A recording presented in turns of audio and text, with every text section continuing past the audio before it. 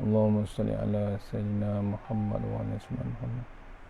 Allahumma salli ala Muhammad wa ala ali Muhammad. Allahumma salli ala Sayyidina Muhammad wa ala Sayyidina. Astaghfirullahalazim alladzi la ilaha illa huwal hayyul qayyum wa atubu ilaih. Astaghfirullahalazim alladzi la ilaha illa huwal hayyul qayyum wa atubu ilaih. Astaghfirullahalazim alladzi la ilaha illa huwal hayyul qayyum wa atubu. Astaghfirullahalazim alladzi la ilaha illa huwal hayyul qayyum wa atubu ilaih. La ilaha illallah lahu la syarika lah. Lahul mulku wa lahul hamdu yuhyi wa yumiitu wa huwa ala kulli syai'in qadir. La ilaha illallah wahdahu la syarika lah. Lahul mulku wa lahul hamdu yuhyi wa yumiitu wa huwa ala kulli syai'in qadir. La ilaha illallah wahdahu la syarika lah. Lahul mulku wa lahul hamdu yuhyi wa yumiitu wa huwa ala kulli syai'in qadir. La ilaha illallah wahdahu la syarika lah. Lahul mulku wa lahul hamdu yuhyi wa yumiitu wa huwa ala kulli syai'in qadir. La ilaha illallah wahdahu la syarika lah. Lahul mulku wa lahul hamdu yuhyi wa yumiitu wa huwa ala kulli syai'in qadir. Allahumma ajirna minan nar, Allahumma ajirna minan nar, Allahumma ajirna minan nar, Allahumma ajirna minan nar, Allahumma ajirna minan nar, Allahumma ajirna minan nar, Allahumma ajirna minan nar. Allahumma antas salam minkas salam alayka ya salam hayyana rabbana bisalam wa adkhilna jannata darus salam. Tabarakta rabbana wa ta'ala ya dzal jalali wal ikram. Allahumma salli ala Sayyidina Muhammad wa ala ali Sayyidina. Allahumma salli ala Muhammad wa ala ali Muhammad. Allahumma salli ala Sayyidina Muhammad wa ala ali Sayyidina Muhammad. Allahumma salli ala Sayyidina Muhammad wa ala ali Sayyidina Muhammad.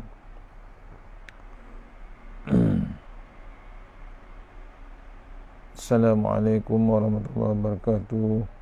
Alhamdulillah alamin wassalatu wassalamu ala sayyidina wa ala alihi washabihi ajmain. A'udzu billahi minan nar min syarril kuffar min ghadabi jabbar wal 'izzati lillahi wa rasulih. Allahumma ghanina bi halalin haram wa siwa bismika Allahumma ya daim ya hayyu ya qayyum ya wit ya ahad ya samad. Allahumma shalli ala Muhammad wa ala ali Muhammad. Bismillahirrahmanirrahim. Bismillahi ma sya'allah la yasrifu. Bismillahi ma sya'allah la yasrifu su'ayullah. Bismillahi ma sya'allah ma kana min ni'matin fa min Allah. Bismillahi ma sya'allah la ya'ti bil hasanati illa Allah. Bismillahi ma sya'allah la hawla wa la quwwata illa billahil aliyyil azim. Allahumma nas'aluka bi barakati syarifah antuhimmal dunya. Rabbi shrah li sadri wa yassir li amri wa hlul lisani yafqahu qawli. Fa ya ibadallah ittaqullah usikum wa iyaya bittaqullah faqad fazal muttaqun. Allahumma ta'alaina hikmataka wa ansur alaina min hazaimatika ya arhamar rahimin. Allahumma nas'aluka ridhaka wal jannah wa na'udzubika min sakhatika. Amin ya rabbal alamin. Alhamdulillah, jumpa lagi untuk pengisian seterusnya baca tafsir Tuan Guru Ni Abdul Aziz Nikmat, insyaAllah surah Hud, insyaAllah. Kita mulakan surah Al-Fatihah. A'udzubillahi minasyaitanir rajim. Bismillahirrahmanirrahim. Alhamdulillah. Iyyaka na'budu wa iyyaka nasta'in. Shiratal mustaqim. Ghairil maghdubi 'alaihim waladdallin.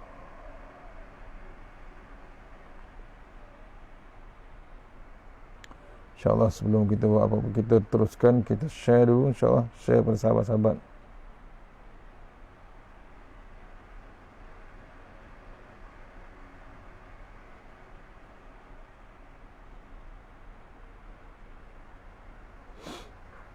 InsyaAllah.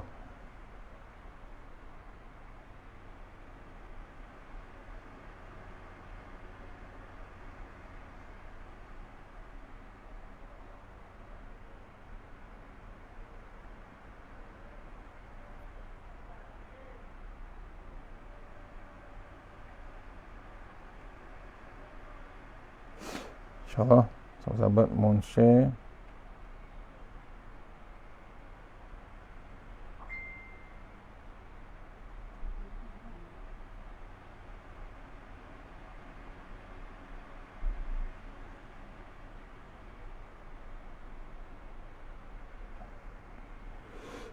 InsyaAllah terus ayat 40 surah Hud, surah Yunus, insyaAllah tafsir ayat 40 surah Yunus, surah nombor 10, insyaAllah. A'udzubillahi minasyaitonirrajim.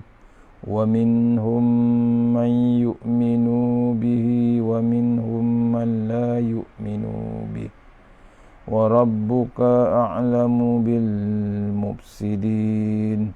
Sadaqallahul azim. Terjemahan dia, dan di antara mereka ada yang beriman kepada Al-Quran dan ada yang tidak beriman langsung kepadanya. Dan ingatlah, Tuhanmu lebih mengetahui akan orang-orang yang melakukan kerosakan. Surah Yunus, surah nombor 10, ayat nombor 40. Ulangkan balik terjemahan dia. Di antara mereka ada yang beriman kepada Al-Quran dan ada yang tidak beriman langsung kepadanya. Dan ingatlah, Tuhanmu lebih mengetahui akan orang-orang yang melakukan kerosakan. Wa minhum man yu'minu bih wa minhum man la yu'minu bihi wa rabbuka a'lamu bil mufsidin. Ada di antara manusia tidak beriman dengan Al-Quran. Di kalangan manusia dah tahu Quran itu betul, masih lagi dia tidak beriman, tidak yakin dengan ayat Al-Quran. Kita dah bulan Ramadan, bulan diturunkan Al-Quran. Waktu Ramadan ni lah, keberkatan Ramadan, hebatnya Ramadan adalah turunnya Al-Quran dalam bulan Ramadan. Kita masih lagi tidak beriman dengan kitab Allah Ta'ala. Teruk kita, maksudnya renungkanlah amaran Allah Ta'ala. Ada di antara manusia tidak beriman pada Allah Subhanahu Wa Ta'ala. Maksudnya tidak beriman dengan kitab, tidak yakin. Walhal apa benda pun kita dengan Al-Quran.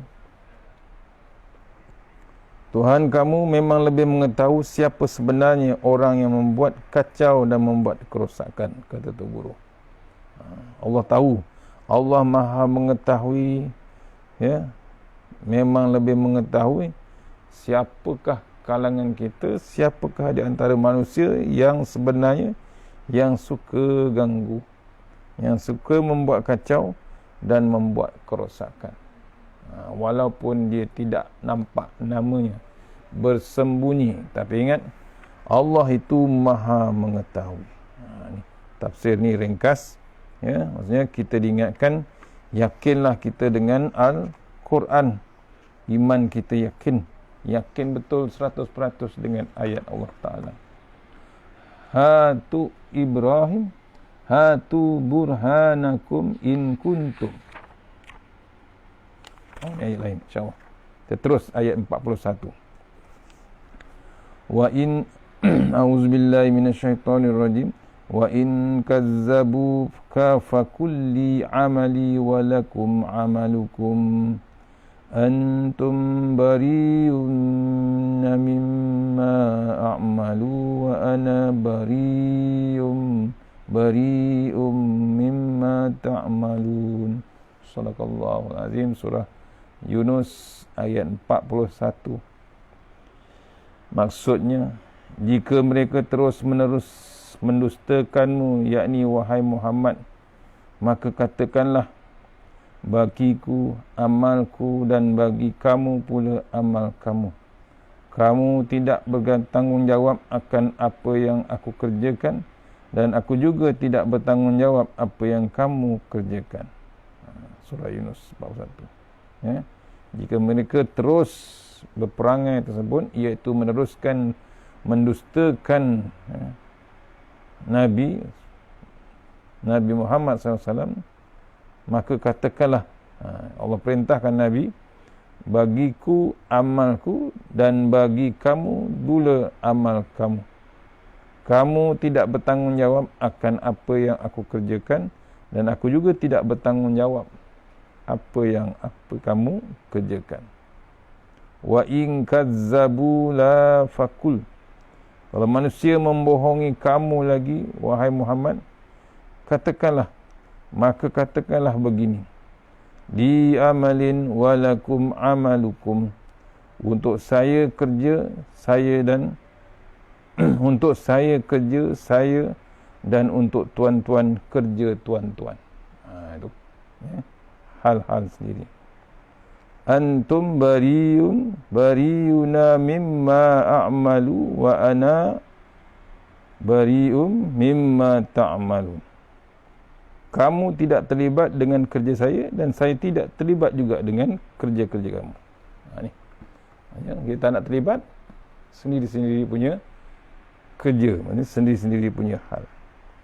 Ini satu uslub dakwah, satu cara berkempen, kata Tok Guru. Dakwah bermakna ajakan, seruan.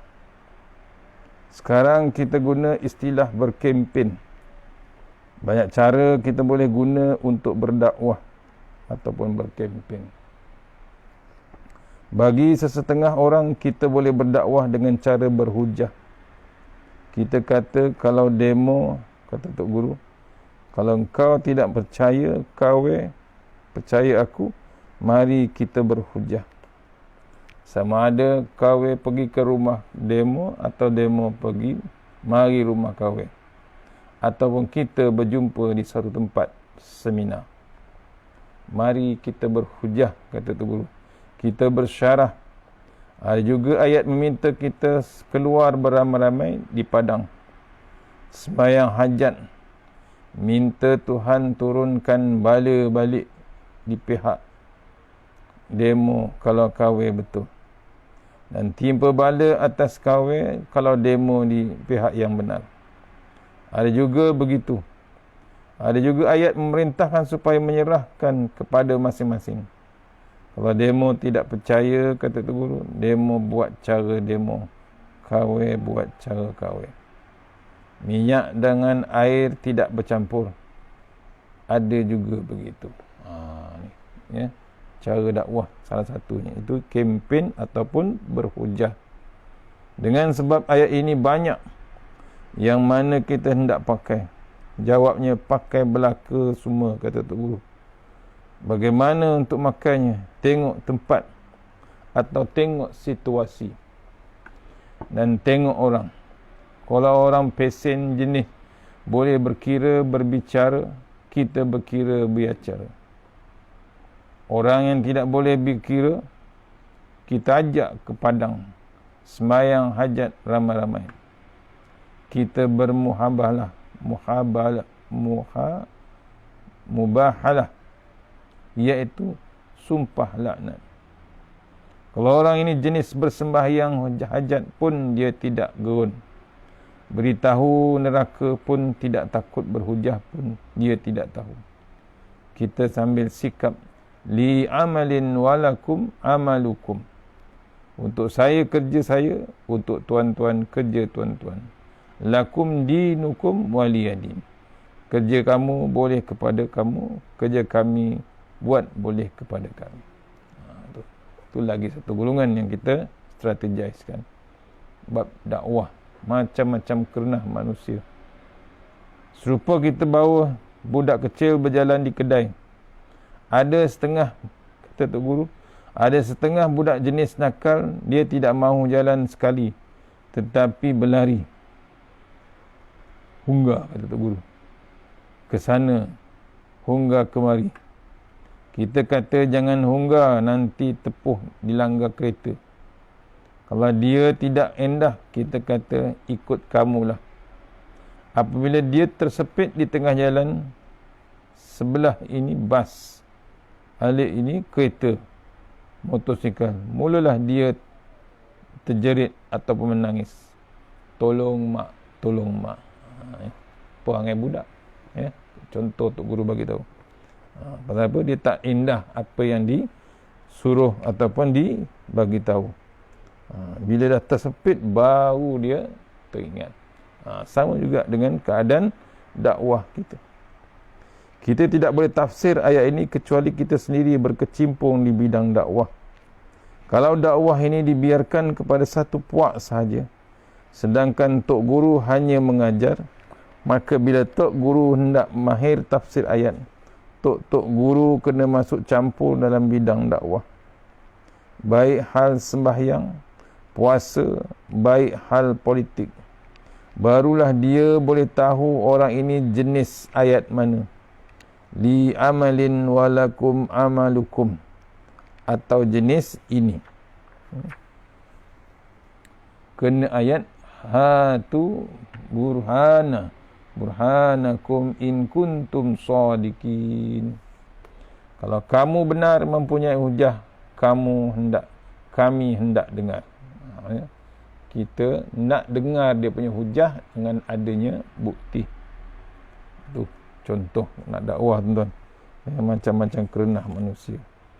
Hendak pandai menentukan menggunakan ayat yang terletak di atas tajribah ataupun pengalaman kita berdakwah.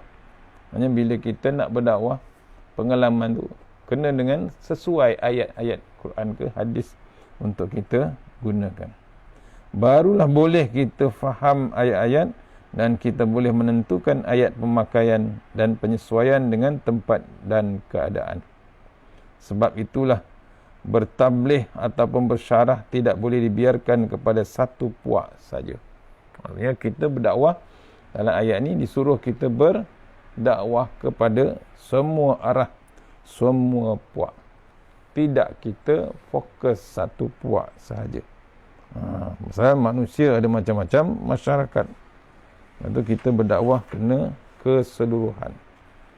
Terus ayat ke-42, tafsir ayat 42, wa minhum a'udzubillahi minasyaitonirrajim wa minhum man yastami'una ilaik afa anta tusmi'us summa walau kanu la ya'qilun. Sadaqallahul azim. Di antara mereka yang ingkar itu ada yang datang mendengar ajaranmu dengan tidak mendapat faedah sedikit pun sebagai orang pekak. Maka engkau, yakni wahai Muhammad, tidak berkuasa menjadikan orang-orang yang pekak itu mendengar juga kalau mereka menjadi orang-orang yang tidak mahu memahami perkara yang didengarnya. Surah Yunus ayat 12. Ayat 42. Maksudnya apa? Macam mana Nabi buat pun, dia datang tapi dipekakkan telinga. Dia tak hendak nak fahamkan. Dia pekakkan telinga dia, kemudian tidak mahu apa yang didengar tu dia nak faham, dia takkan faham. Wa minhum man yastami'una ilaik. Ada setengah orang itu cuma menumpang dengar apa yang kamu ajar, sedangkan dia tak pakai. Dia tidak pakai. Afa anta tusmi'us summa walau kanu la ya'qilun. Adakah kamu fikir kamu boleh mendengarkan orang pekak sekalipun orang ini tidak berakal?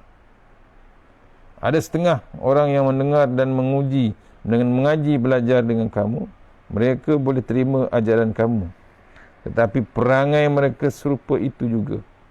Maka kamu pun naik hairan.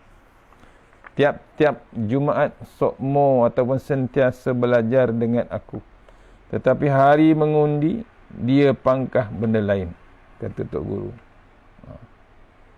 Ataupun ada sangat di tempat kuliah, tetapi ketika azan mereka masih duduk di kedai kopi. Macam mana? Ini contoh. Mengaji, belajar, tapi bila bab nak pilih benda yang sepatutnya, dia pilih benda yang lain. Dia tahu Islam tu betul, di pangkahnya yang tidak Islam. Contoh Tok Guru tunjuk. Contoh. Datang mengaji, majlis medan ilmu penuh. Tapi kadang-kadang tak sayang kau Tok Guru, di pangkah yang lain. Tak sokong Tok Guru. Ni keadaan manusia. Ataupun Tok Guru kata apa? Kuliah ke kuliah, suka ke kuliah, tapi bila azan dia duduk masih lagi bertenang duduk di kedai kopi. Tu Tok Guru suruh kita fikir. Orang seperti ini Tuhan kata, afa anta tusmi'u mi'us summa. Adakah kamu fikir kamu boleh mendengarkan orang pekak? Ini ayat herdik. Wahai Muhammad, mereka itu pekak. Telinga saja berlubang, tetapi di dalamnya pekak. Pekak maknanya telinga molek, telinga elok, tidak tertutup, tidak tersumbat, tetapi tidak berapa suka mendengar. Kalau mereka pergi ke tempat-tempat pengajian, itu pun kerana ikut orang lain. Sedangkan hati mereka pekak, tidak mempunyai kebolehan untuk memasukkan pelajaran yang didengar itu sampai ke hati. Orang lain reti, orang lain berubah. Semua ada reaksi berlainan seperti belajar, selepas belajar. Sedangkan mereka tidak juga berubah. Zaman sekarang, dah boleh buka masjid, dah boleh buka surau, tak datang juga. Tarawih pun tak datang juga. Tak penuh juga. Yang penuh, kedai. Yang kedua, penuh, kedai makan. Itu contoh yang kita kaitkan zaman sekarang. Itu bising tak boleh ke masjid. Sekarang Allah bagi masjid, kerajaan dah buka dah masjid, tak sampai juga ke masjid, tak sampai juga ke surau. Ini memang pekak lah. Dah azan, dah dengar azan, masih selesa lagi di rumah. Kata Tok Guru lagi, apabila dia pekak, maka Tuhan kata, aku seorang saja boleh mendengarkan dia. Dalam ayat lain Tuhan kata, innaka la tahdi man ahbabta walakinna Allah yahdi man yasha. Wahai Muhammad, kamu tidak boleh memimpin orang yang kamu sayang, tetapi Allah boleh memimpin orang yang dia khendaki. Pasal apa? Hidayah tu milik Allah Subhanahu Wa Taala. Abu Talib, bapa saudara Nabi, mengorbankan harta, pengaruh, tenaga untuk mempertahankan anak saudaranya Muhammad bin Abdullah sallallahu alaihi wasallam. Tapi sampai akhir hayat dia tidak ikut nama Nabi Muhammad sallallahu alaihi wasallam. Tersebut dalam sejarah, dalam hadis, apabila Abu Talib sakit dekat-dekat hampir kematiannya, maka Nabi Muhammad SAW pergi dan Abu Jahal pun pergi juga. Nabi berkata kepada bapa saudaranya, Ai ammi, kul la ilaha illallah kalimatan ashhadu laka biha indallah. Nabi bisik pada bapa saudaranya, pakcik, ucapkanlah la ilaha illallah, 2 kalimah syahadah, saya akan menjadi saksi kemudian di hadapan Allah Ta'ala. Nabi pujuk pakciknya waktu nazak. Kalau pakcik kata ini, bolehlah saya berhujah dengan Tuhan. Ya Allah, ya Tuhanku, aku dengar sendiri bapa saudaraku mengucap, tolonglah, kasihanlah kepada dia, ampunilah dosa dia, lepaskanlah dia daripada api neraka.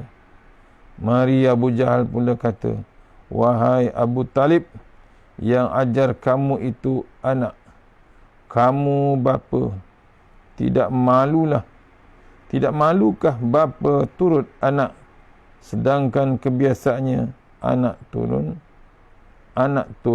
bapa. Diceritakan Abu Jahal pun pujuk, Nabi mujuk, minta Abu Talib mengucap 2 kalimah syahadah. Akhirnya menang kempen Abu Jahal. Abu Talib kata, ikhtartun nar alal arad. Muhammad, biarlah pakcik pilih neraka daripada malu sangat. Dia sanggup nak ke neraka, takut malu sangat kepada kaumnya. Itu yang jadi macam tu. Sedih Rasulullah SAW.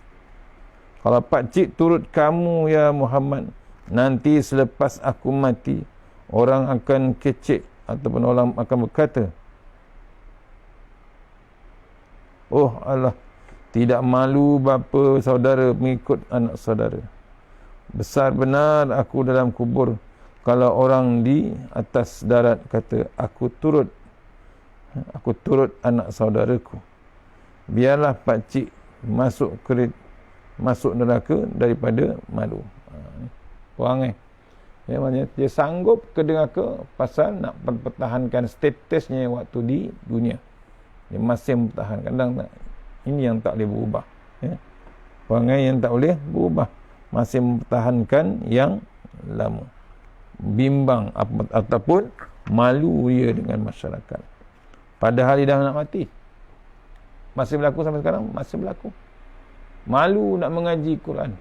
Malu nak belajar mengaji Al-Quran. Malu dia nak datang ke masjid. Sanggup dia sembahyang ke tempat lain. Sanggup dia sembahyang tanpa ilmu. Masih berlaku. Ini kena renung, tuan. Tengok cara dia berfikir. Tidak betul kita hendak kata dia tidak faham atau mengerti syurga, neraka. Sebab dia duduk di bawah dagu Nabi. Tetapi dengan sebab di dalam hati dia sendiri sudah ada buah lain, dia dengar dia dengar bukan kerana Nabi Muhammad SAW, ataupun Nabi cakap barang yang betul. Tetapi kerana Nabi Muhammad itu anak saudara, dia mempertahankan waris, mempertahankan asabiah.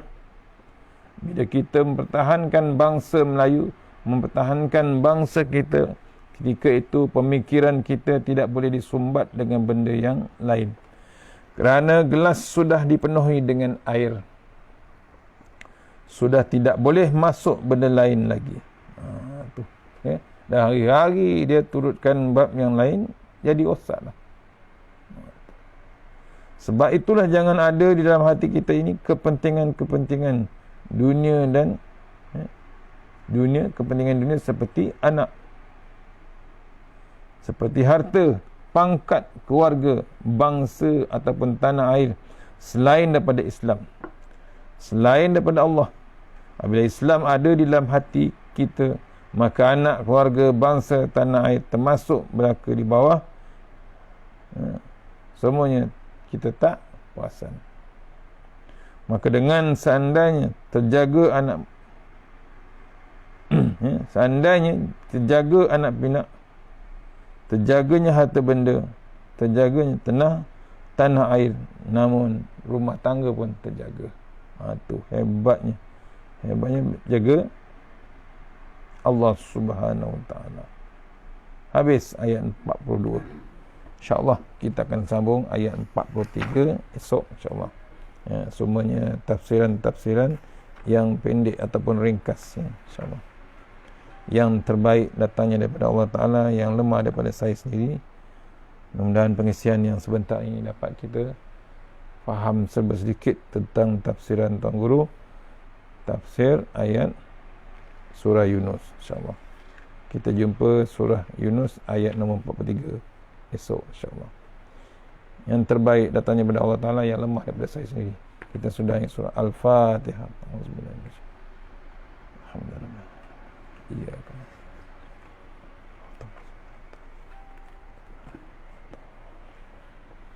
A'udzubillahi minasyaitonir rajim. Bismillahirrahmanirrahim.